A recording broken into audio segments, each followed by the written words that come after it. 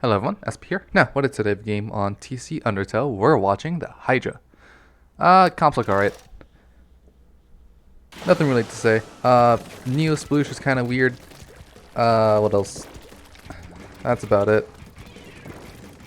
How much run speed do you have? Not too much. That probably was just a flag. But anyways, you know there's someone coming to your right. You pop down a... what is it? An auto bomb. In that situation, I'm not 100% sure if popping down... yeah. In that situation, I'm not 100% sure if popping down the auto bomb was the best thing to do. Because you, instead of having an auto bomb, you could have just had more charge. That's all you really needed. If you wanted to have an auto bomb, I'd say leave, pop it and leave. It would normally be fine if your weapon charged fast, but yours doesn't, so it's not too fine. Anyways, so you went to the right. Now you're just looking around, trying to make sure everything's clear. See this one guy? Okay. Unfortunately, you had a little moment there and missed a lot of shots. Luckily, though, your teammate was able to clean it up, but they died. They died in the process. So, you are close to your booyah. I'd say try to get that. That should be your way to get your team in. Yeah. You played for your main weapon, which wasn't really the right idea. Yeah, you played in... so you played thinking, okay, I'm going to use my heavy firepower in order to actually like kill the tower and all that stuff. But the reason why that didn't work is because it was super suppressed. And because they were hard... probably didn't notice the bomb. And because you were being hard suppressed, if you went out, you would have died. And you tried to go out anyways, and you died. You did have your booyah, though. You probably want to be keeping track of... not probably, you just do want to be keeping track of when you have special and when you're close to it. When you're close to your special, you want to play differently. Anyways, move up. Move up! You can take mid! Ah, fine. Not anymore. I do want to mention, the Hydra was saying they had problems with knowing when to push up and when not to push up, as well as defending themselves in flanks. So, right now they're at risk of getting flanked somewhat. Not really, actually. You have two people on the left.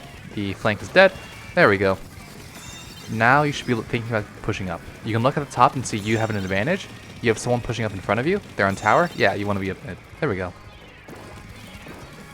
You know there's someone to the left, but you also know that someone could push to the right. You want to make sure you keep track of both sides. And you did manage to see someone who was flanking to your right. They probably should have killed you, but I guess they didn't. When it comes to catching out flanks, you need to be very aware of what could happen, where your weak spots are. You know someone's to your left, you know they're behind you, and you died. Yeah. The moment... the moment the left side was lost, or someone pushed through the left side, you had two options. You could either run, or you can stay and fight. But what you did was you ran and ran and tried fighting. Which basically meant you tried to do both things at the same time, which meant you kind of just ran away really badly and ran.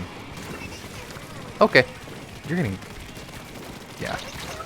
In this sort of situation, because your teammates weren't nearby you and covering your flank, or your flank being like your left, you couldn't really, you wouldn't be able to survive. You went to the left, you're going to the left again. I hope you have a different plan on how to not die to a flank.